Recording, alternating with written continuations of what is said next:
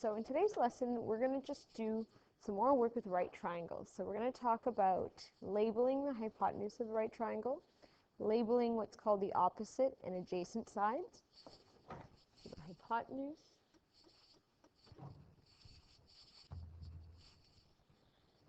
the opposite side, the adjacent side, as well as calculating ratios.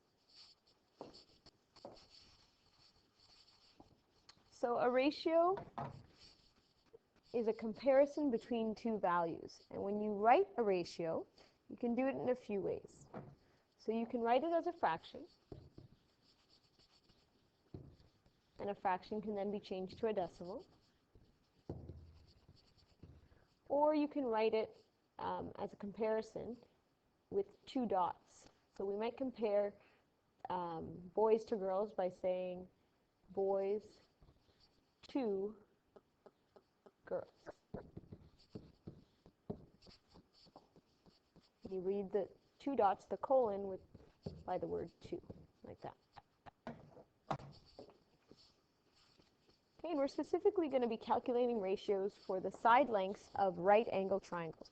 If you look at example 1, triangle number 1, we need to list the measurements in the table for each of the sides. So A to B is 9.5 units long. B to C is 6.3 units long, and A to C is 7.1. Keep in mind the hypotenuse is the longest one. So in this case, it's AB, and it's 9.5. The ratios, written as fractions, would be the comparison of, if you look at the first one, BC, so 6.3, and AB, 9.5. So in my calculator, if I type 6.3 divided by 9.5, I get 0.6632. And I'm rounding to 4 decimal places, because that's the habit we need to get into for the rest of this chapter. Okay, for AC, I want to divide 7.1 over, or divided by 9.5, and I get 0.7474 approximately. And BC divided by AC, that's 6.3 divided by 7.1, 0.8873. For example 2, triangle length AB is 5, BC is 4, and AC is 3. And I'm going to divide BC divided by AB. So BC is 4 divided by 5. You get 0.8, and you don't need to do any approximating for this one. And if I divide AC by AB, that's 3 divided by 5, and 3 divided by 5 is 0.6. And the last one is 4, that's BC, divided by 3, that's AC. And I approximate 1.333. So I'm going to ask you to fill in triangle number 3 with the values that are listed here. And remember, for these 3 ratios, to round to 4 decimal places. So round to 4 decimal places. And we'll check those on Monday.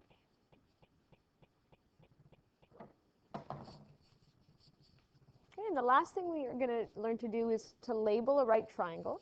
And already, hopefully, although it's a tricky word to spell, you've heard us use it before.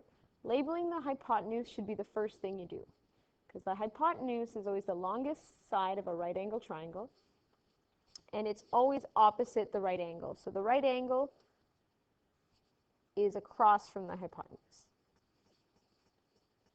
The other 2 sides that we're going to label, each of the legs can have a specific name if we decide on an angle to compare relative to.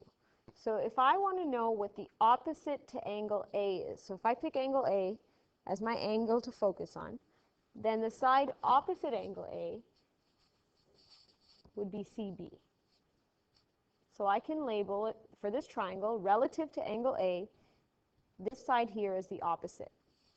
Okay, and the last side that we haven't labeled yet is going to be called the adjacent side.